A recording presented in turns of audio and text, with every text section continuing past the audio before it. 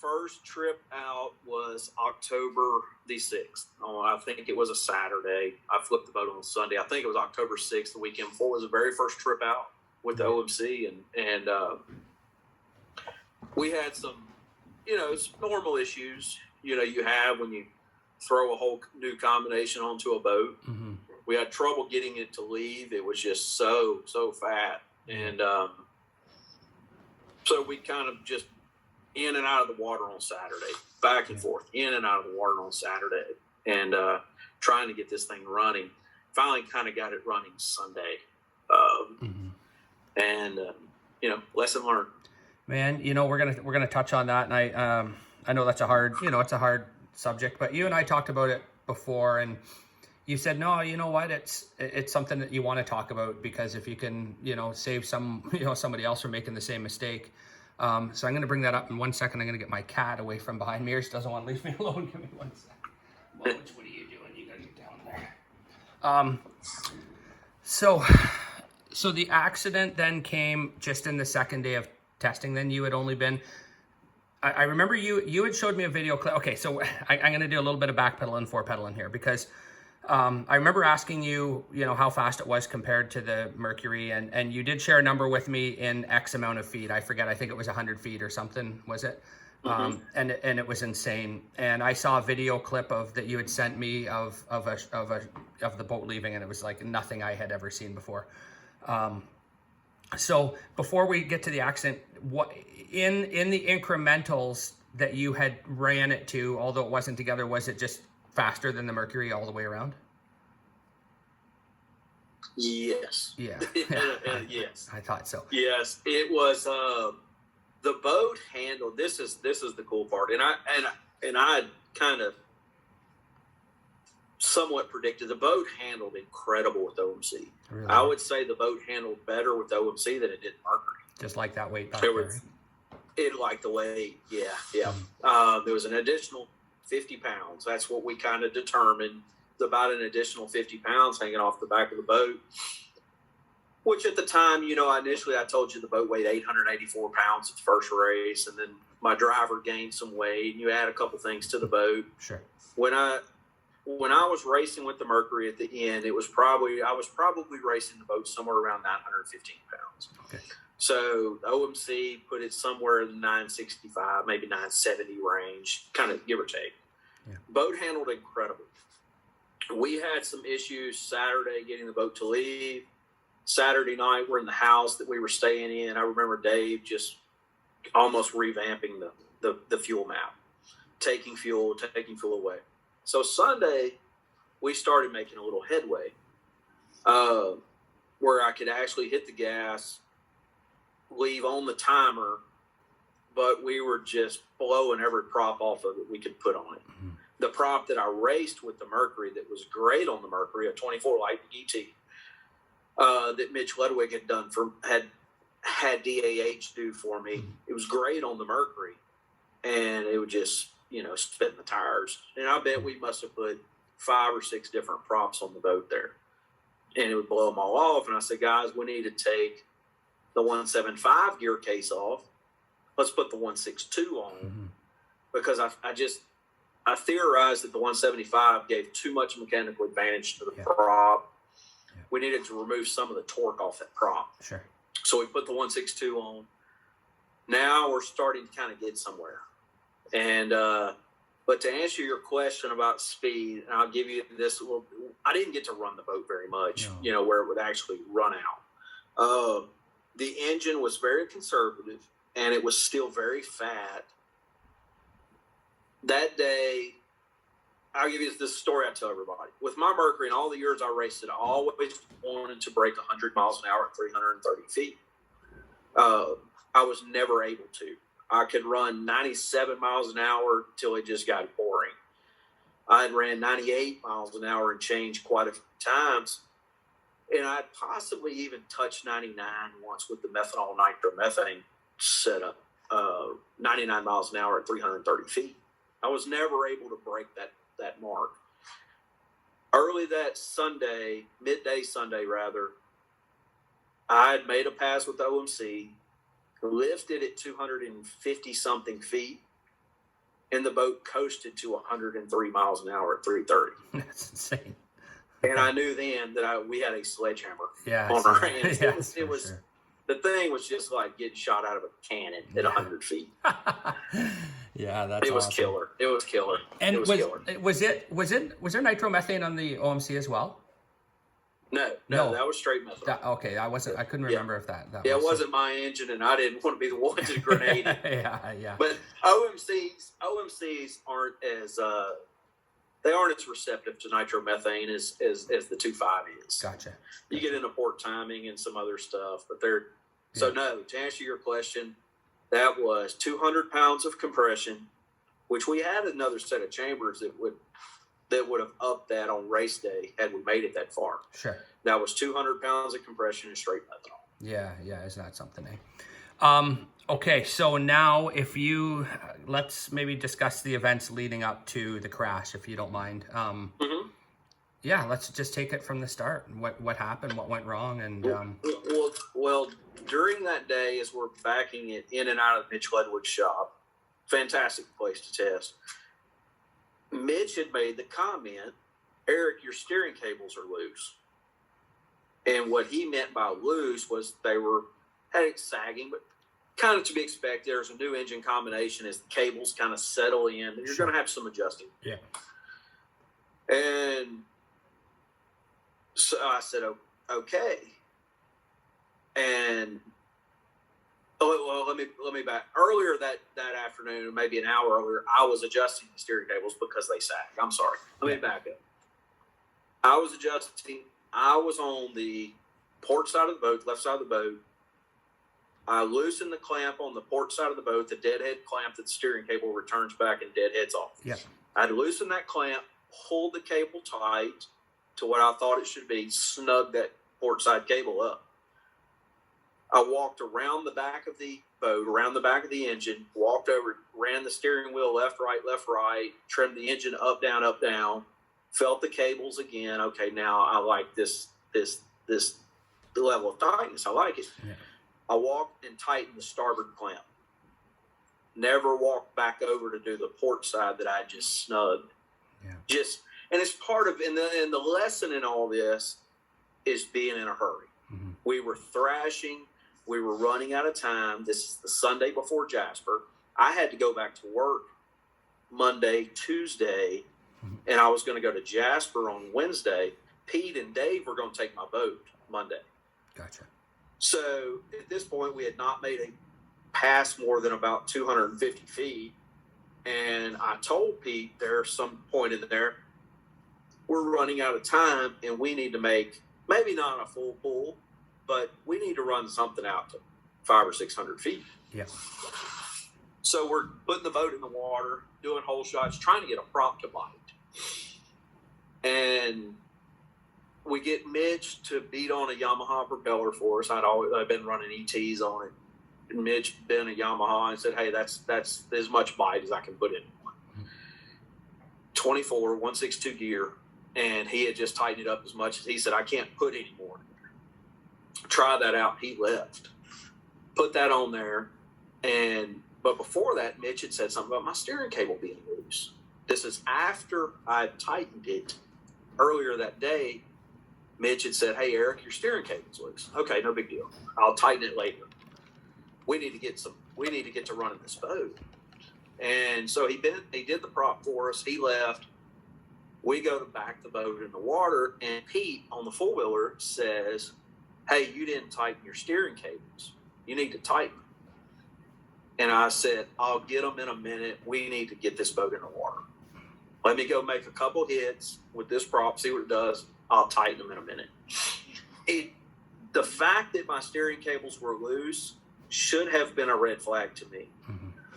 This is the one thing that I'm glad about. I'm grateful for in the events that happened that day is I have no one to blame but myself.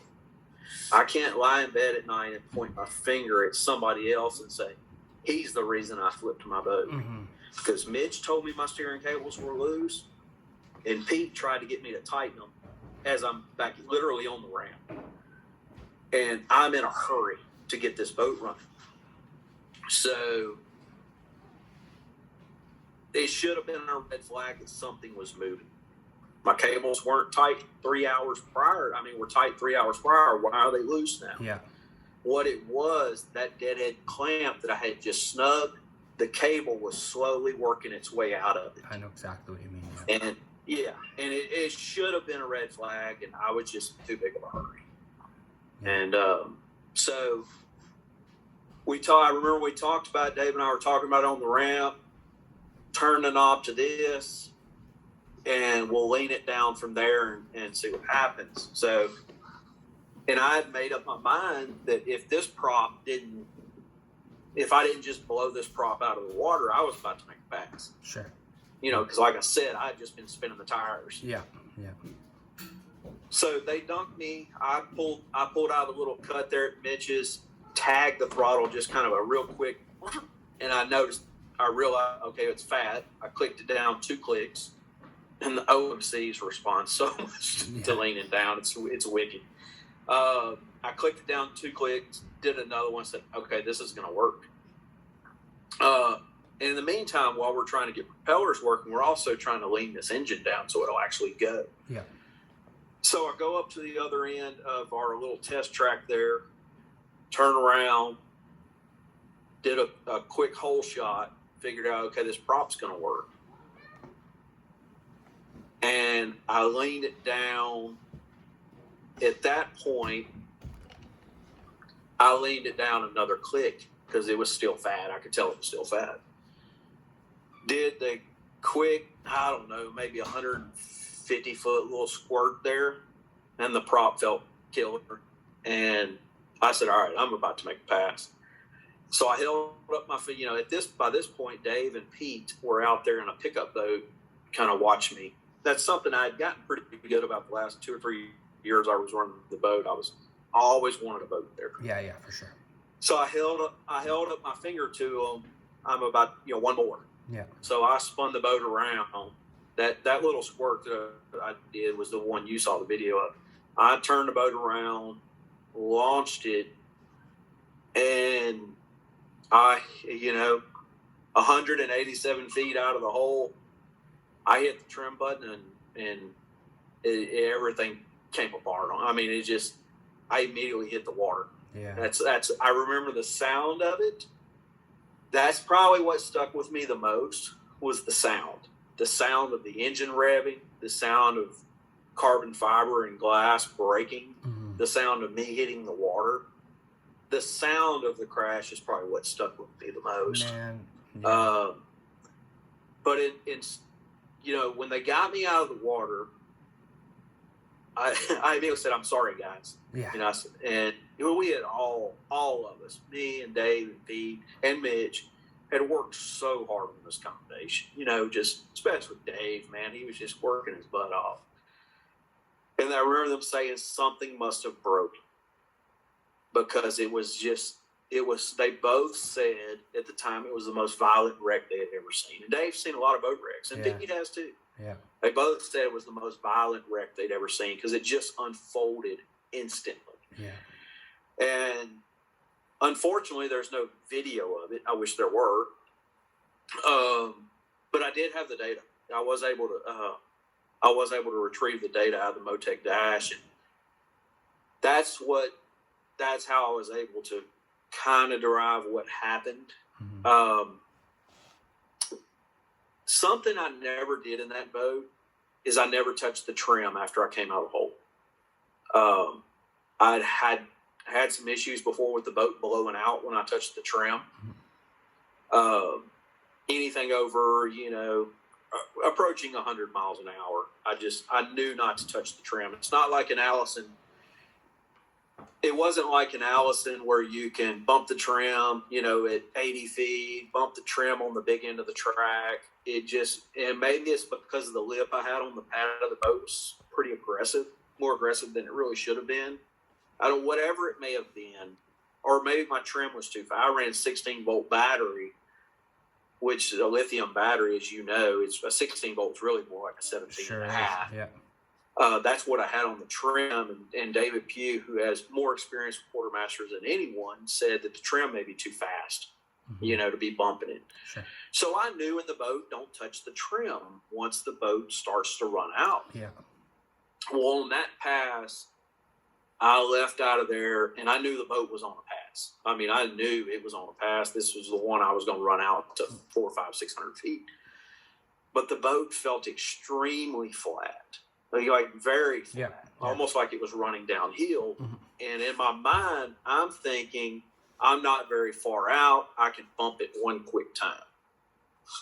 And so what happened when I bumped the trim is the engine blew out. It blew the gear case out. Yeah. I didn't realize how fast I was going. Data told me I was doing 92 miles an hour when at 187 feet, to refer back to what you were speaking to earlier. I bumped the trim. It blew the gear case out. Well, when a gear case on an outboard blows out, it snatches the engine really hard. It's very quick, and it's a really abrupt snatch as it loses body. Well, when it did that, it pulled the steering cable out of that dead head. Yeah. So the engine immediately goes full right hand as far as it will swing over and go. My foot is flat on the, on the gas, making, approaching 600 horsepower. Yeah. And this thing's just ripping. And I didn't have a chance to take it. I didn't even know anything happened. Like I said, I hit the trim button and then I hit the water. Yeah. But the data told me that I never took my foot off the gas until it threw me out of the boat. Basically, the boat was pulling 4.5 Gs when I cracked off of 100% throttle. Wow. So it went from a 100% throttle to zero because it was throwing me out. Yeah.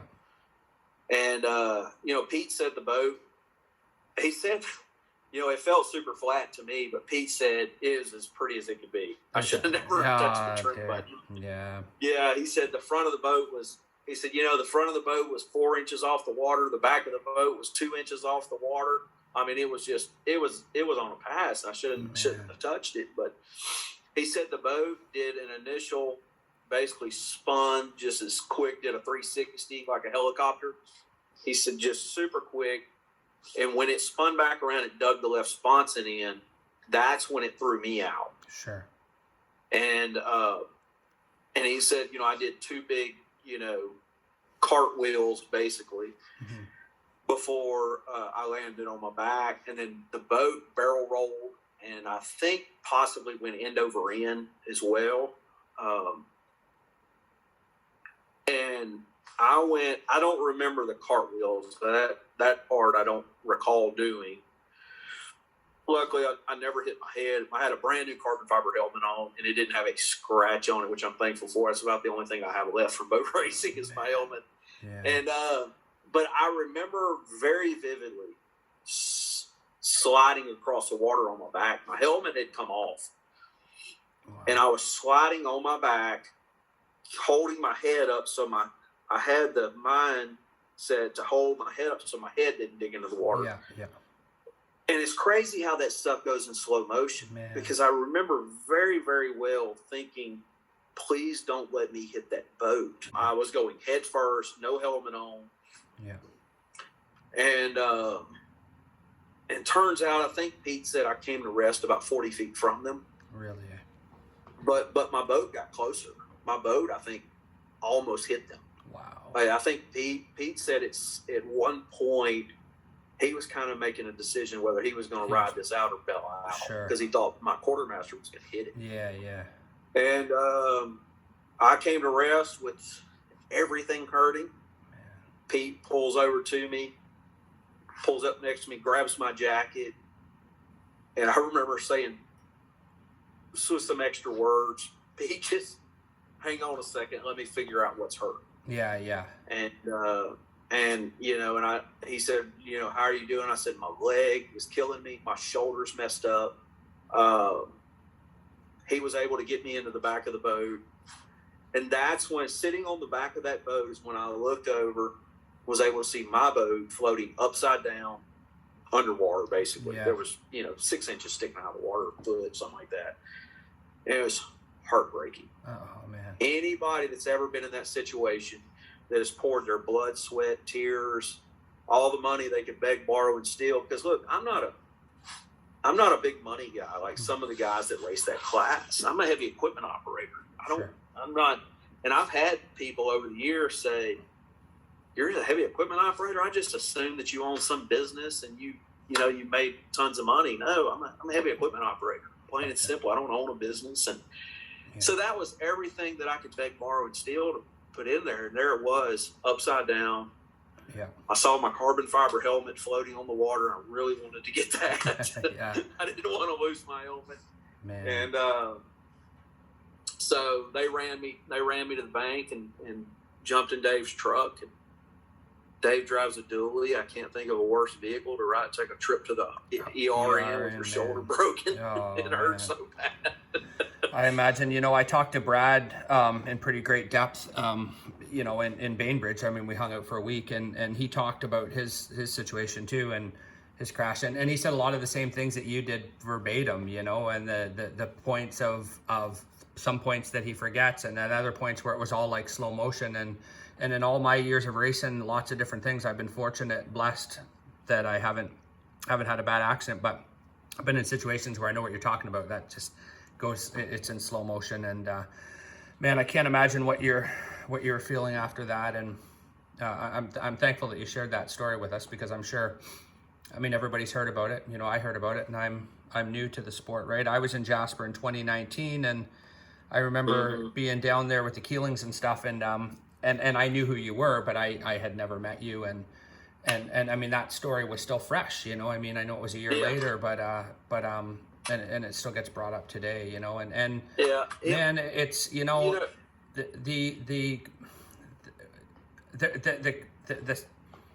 the bummer about the whole situation is, there's some pretty bad hammers out now, and Brad's boat obviously, and who's the other fella that has the white one? Tyler. Yeah, Tyler. That's Tyler Whitehead's boat. Trey Taylor was driving. That's right, Trey Taylor's boat. But then in yours, and some hard questions I think need to be asked, and I want to ask your opinion. Are they too quick now for 800 feet? Like, should they be racing 660? Oh God, that's a tough one. Because I love the class the way it was. I love, for so many years, the fact we didn't have a minimum weight. Yeah. I fought back, and anybody that suggested otherwise, that there should be a minimum weight, I'm like, no, they don't need to do that. I can remember Monty Skinner, to his credit, always from the beginning said, y'all need to put some rules on those boats. Yeah. And I remember Key Puckett, I think, said it as well. I'm like, hey, you guys are crazy. There's no way I'm doing it. Yeah. And we're losing weight how we every possible way we could. Of course. And I'm not so sure that's not the right move. I'm not so sure that those boats don't need some weight on them. Yeah. And it's tough for me to say that. It really is, because I love the no holds barred. Of course. Yeah. Let's see what this thing will really do. But yeah, you had 2 blowovers in Jasper here a few months ago, almost inexplicable. Yeah. Brad's for sure. Yeah. I watched the video of both of them a number of times. Trey was probably running the boat, a little higher than it should, but not high. I wouldn't look at that pass. The boat set at 700 feet, and I wouldn't look at that as a still photo and say he's about to blow that boat over. Sure. Yeah. No, I probably a little higher than you should run a pro drag boat, but like I said, I'm not looking at things. But Brad did not have that coming. Mm-hmm. No, I know. I don't. As to this day, I have some theories as to why that boat blew over, but they're nothing more than theories. I don't know why that boat went over. Mm-hmm. Boats are getting fast. My boat, from what I've been able to gather in that really, abbreviated test session, was probably going to be about 7 to 8 miles an hour faster than my Mercury was. Yeah. My Mercury would run 117 miles an hour in 800 feet. Man. So that put the OMC combo, that 125 range. Yeah. A quartermaster ran 125 times, and 125 miles an hour a million times over the years in various classes. The Marty Logans of the world have done it in unlimited. The difference is that Marty Logan was doing it at 1,350 pounds. Yeah. Whereas I was at 960. Yeah. As forgiving as the quartermaster is, stuff's going to start to bite you at that point. Yeah. And so, you know, that you get in that 125, 127 miles an hour in a boat that light, I think the class should probably at least visit that. Yeah, just a minimum. So Some you would say weights. before like weight would be more important than track length. I personally would I would rather see weights and track length. Yeah, I guess because how are you going to manage that, right? At an ODBA race, say that's racing 800 feet, to have to shorten the course up for one class would be pretty tough. So that makes sense. And yeah, like a minimum weight that's obviously still going to be considerably lighter than Pro Mod, but a weight that's going to add a little bit of a safety measure to the class. Yeah. Yeah. Again, I'm not a rule maker anyway. You know what I mean? I just think that's a valid question that. And it is a valid question, and no one's probably listening to me now about it. I have my opinions, but take it for what it's worth. I don't have a vested interest anymore. Mm-hmm. I'm not telling it. I'm not giving this opinion about this or that because it's going to benefit Eric. I'm looking at what I know about the class, which what I raced, what I knew 3 years ago is still relevant today. Sure. But the class, I would like to see that class not shorten the track. You weren't around, and it was for the Pro Fuel days. No, that's right. Yeah. The Pro Fuel, the quarter mile, where you could run spec gas at one weight and run methanol at it was spec gas at 1250, methanol at 1300. Sure. And they ran quarter mile. That was a killer class. Yeah. So now the guys aren't going back to quarter mile as much as I wish they probably. I wish supposed. I thought quarter mile racing was cool. I did it a couple times. I didn't think I would like it. Mm-hmm. Some guys at a race in 2011 in my Allison in Thomasville, Alabama. I was there to race pro drag, and they talked me into, hey, we need a. There's another funny story. They come to me, and Shane Stovall is one of them. He always had a pro gas boat. Mm-hmm. He comes to me and says, hey, Eric, will you run pro gas with us? We need another boat to make a class. If you enter, even if you place third, we only have two boats. We need one more. If you place third, you'll get your entry fee back. Mm-hmm. I'm going to Shane and the guys with him. I said, man, I've never raced this brand this boat before. I don't even have a prop to run quarter mile. And so we just need you to help make a class. Get the third boat. Okay, I'll help y'all out. So I go around, borrow weight, have to put 165 pounds in the boat to race the spec fuel weight. Mm-hmm. Borrow a 24 from Brett Hamilton. Go in the water. There's 6 boats broke out. They suckered me in a little bit. That's but awesome. It was fun. It was Tom Pardon was another one there. Kirk Merritt was racing the class, and so that was my first quarter mile pass, and it was awesome. Yeah. Because now the boat had slowed down so much by running a little taller prop and 165 pounds. Now I could actually enjoy it. Yeah. I mean, I was going down the track, looking at my dash, seeing how fast I was going with Skiller. So yeah. I would like to see some return to quarter mile. Mm-hmm. To back to your question about what should happen to pro drag, I don't have that answer, and the guys that have been trying to save weight would probably cut my throat, for me suggesting that. But I think there needs to be a change made in the class for sure, because it's become a victim. I don't want to say of its own success. It's become a victim of its own excess. 100%. And boats like mine were a prime example. Yeah. It was excess, and it burns people out. It burns people out on the money. It burns people out on the attrition. Yeah. Luckily I didn't ever tag engines, but I ran them really conservative.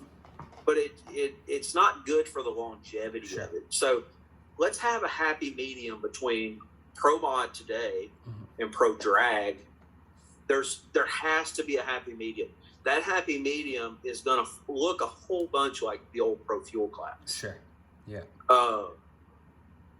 And I think the guys that are managing the clubs now, I think if they got their heads together and there's guys with a lot of experience that remember that could put something together. Yeah. That I think is the future for the fast boat racing, faster than pro mod. Yeah, for sure. Well, that's interesting because I mean I know in Bainbridge, you know, it was they were grabbing boats from pro mod to try and make a class and stuff, you know, and I've seen that in the different forms of racing that I've been involved in, especially with cars. And you get into pro modified. Radio versus the World is a good example of that, and it reaches a point where it starts to push people out. It becomes too much. So yeah, like I said, you become a victim of excess. Yeah, for sure. So this cat, I think, is as interested in what you have to say as I am because he doesn't seem to want to go anywhere. But not bothering me. That's the thing that I've always watched over the years is the guys on social media, on your websites, like Scream and Fly By You, both mostly social media. Hey, the guys that don't come race. Yeah, the guys that sit on the internet warriors. Yeah, they always, hey, we want to run what you run. We don't want rules. And you're like, buddy, those rules are for you. Yeah, that's right. Yeah, because, and I've seen it. I've seen those guys show up. They don't realize, they don't know what they don't know. Yeah. I hear you. You want to know rules class? Fell off there and race a guy like Brad Williams, or David Pugh. Yeah. It's going to be like the first time I raced Matthew Caldwell. Yeah. I remember very well. I told Brett and I were really running together a lot then. We had a lot of fun, but I remember coming out of the water and I was just like, it's like racing the Matrix. I mean, like the light went green and he was 2 boats out there and I didn't even know how he got there. Yeah, that's awesome. He just appeared out there. Yeah, so, for sure. Yeah, the rules are for you, buddy. Yeah. I think there needs to be a change made to pro drag to try to revive that class. Sure, that's cool. That's interesting. So a couple more questions I have, and then we're going to wrap this up. And I mean, heck, we get talking about drag boat racing, we could go for hours. But I want who if you going back then, who would you like to pay homage to? Who do you say had the biggest impact in your racing? I don't know, maybe it was somebody that inspired you or somebody that mentored you or somebody that, I don't know, like who just, who comes to mind as that one, well, let's not even say one, let's say top 3 or 4 that just impacted you and motivated you and got you to where you are. Yeah. Man, that's a tough one. There's so many, right? Matthew Caldwell. Yeah. Matthew, in the early days, he dominated the class. The class started in 2009. He had the sledgehammer with this carbon fiber boat. He was the only guy running methanol, which, I found out later on how much of a difference that made going from race gas to methanol. Sure, yeah. Matthew, and it was so killer the first time I got to outrun Matthew. Yeah, that's awesome. Didn't happen until I got the quartermaster. Yeah. Matthew, for the guy that I saw, I want to achieve that level. Sure. Yeah. I want to achieve that type of dominance. Yeah. Guys that I looked up to that were just there for me, the Gillettes. A lot of people don't really know Jeff and Benji Gillette. They were early on, helped me out a ton when I had the XR 2002. Yeah. Brett Hamilton. Yeah. Everybody talks about Brett and what an impact he's made on the sport. 100%. And so many guys have a story about, hey, Brett helped me, and he helped me do this. Brett early on. Yeah. And then, and then Pete Elliott. Yeah. And Pete was huge. Yeah. What a great guy. Yeah, that's awesome. Yeah, so and it's hard to put it to it. Guys that there's a lot of them. Sure. Yeah. Yeah. There's so many of them. I look out there now, and over the years, Paul Gautreaux. Yeah. Thankfully I never raced against Paul Gautreaux. Thank goodness he never raced my class. Yeah. Because the guy is freaking killer. Yeah. And it's a shame that more people don't know about Paul Gautreaux because Paul maybe because of work, or he didn't always race the events out in Florida. He didn't race the Jasper every year. But Yeah. Paul is killer. Man, Mitch Ludwig was huge to me. Yeah, the last few years. Yeah. And there could be so many, right? I bet there isn't a racer out there that didn't inspire in some way, shape, or form. Mitch and Pete, man, were just, I couldn't have done it. Sure. Couldn't have done it without Mitch and Pete. Yeah. Period. Yeah. Those last few years could not have done it. And then Dave Bush. Yeah. Guy works his butt off, and he's so killer. Yeah. With his ideas, his wicked ideas that somehow work.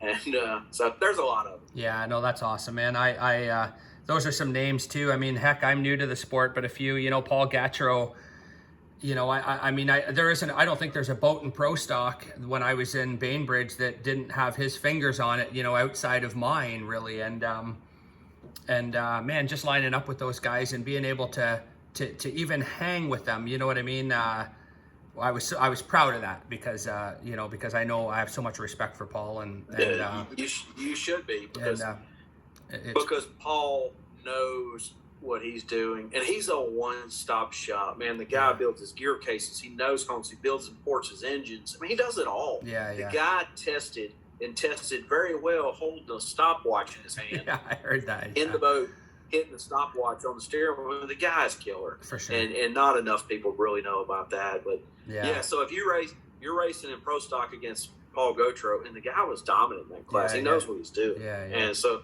you do well against those guys, you're doing well. Yeah, for sure. No, I had some proud moments there for sure. So, and listen, and there's, I like to pay homage where it's due, and you yourself to me, I hadn't even met you in person, and I'm texting you for advice and different ones, it's been awesome, and I think of you as a friend and a mentor, and I appreciate the help that you've done with me and continue to do. So thank you for that. I appreciate you taking the time to do this interview. I know there's a lot of people excited about it. I have had a lot of people message me as of late and say, "When's the Erik interview coming? When's it coming?" And I said, "Oh, we're working on it." So I'm glad we were finally able to put this together. Man. It was tough. It was tough to put it together. Everybody's busy. I've been just busy, and sure, I've been super busy, and that's good. Not all of it worked, but I'm busy nonetheless. Well, that's awesome, and man, I really appreciate it, Erik. Thank you so much. I look forward to. I'm going to get down there this summer for sure. We're really trying to come to Mitch's race. I really am. It's a long haul for us.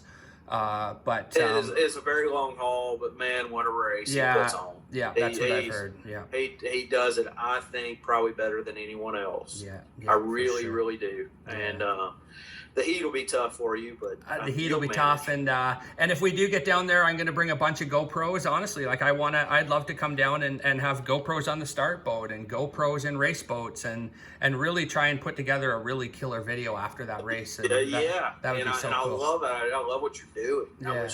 I wish somebody had started it, several years ago. Well, I appreciate that, man. Because they're, this is the media. Medium now.